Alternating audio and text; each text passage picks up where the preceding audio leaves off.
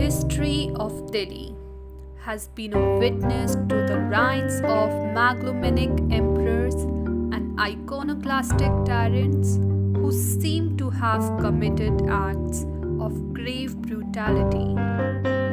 However, the marvels of beauty they left behind tell a different tale altogether.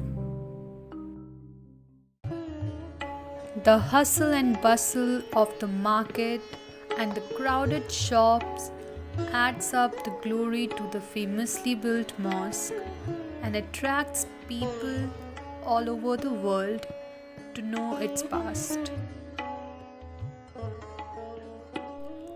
Jama Masjid was built by the Mughal Emperor Shah Jahan in 1650 to 56, a noted patron of Islamic architecture whose most famous work is the Taj Mahal in Agra.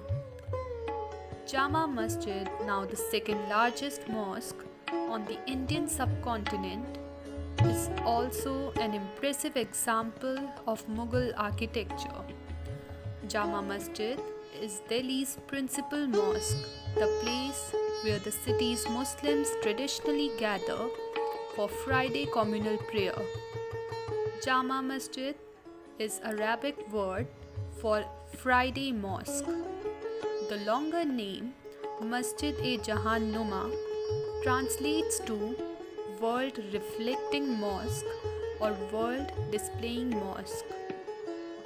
It was built by a crew of some 5,000 workers under Sadullah Khan and took 6 years to be completed, and the cost to around whopping 1 million at that time.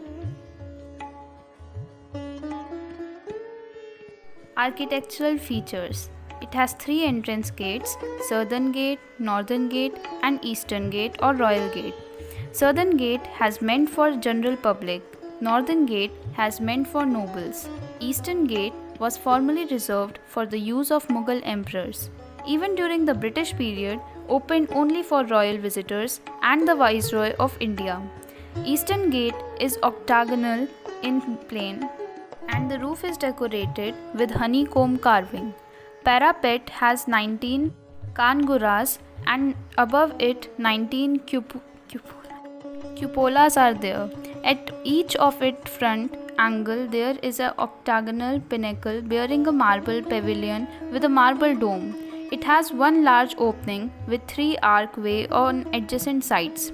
Projected balcony on the other side of the gate is of Bengali influence.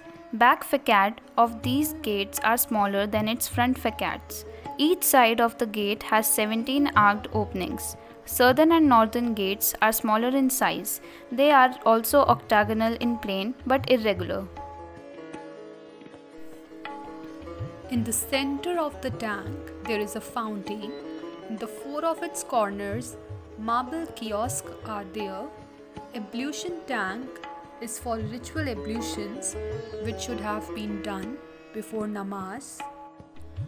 Wastewater after ablution has been transported through these channels. In front of the tank, a sandstone platform is there at the central entrance to the mosque. A grey sandstone pulpit for Mukabbir. 2 sundials are there in the courtyard to indicate time of prayer. Area of the main mosque is comparatively less in proportion. Main entrance to this shrine is through an archway. On the spandrel of the central arch word, Ya Hadi, one who shows the right path, is inscribed.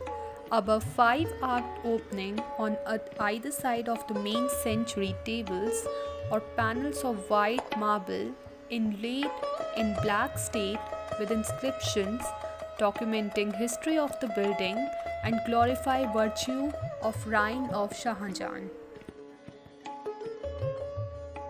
The floor of the mosque is decorated with black marble. It is a thin black marble border. This is Mosala. The main shrine is divided into 2 halls. one adjoining its main entrance hall and the other its interior portion. These are divided into 7 bays of ornamental pillars.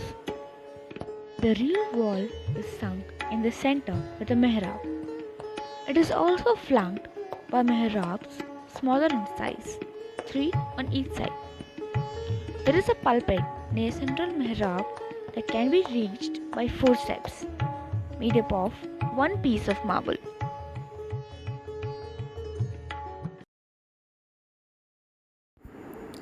Doors are made up of wood and are ornamented with copper. Lotus flower is a prime source of inspiration.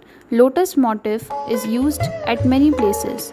All the ornamentation has been done through floral motifs or inscriptions.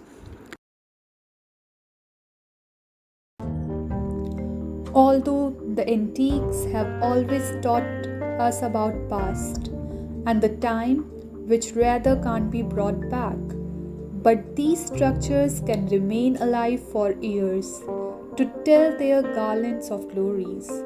It's time to save and restore them because they are the narrators of tomorrow.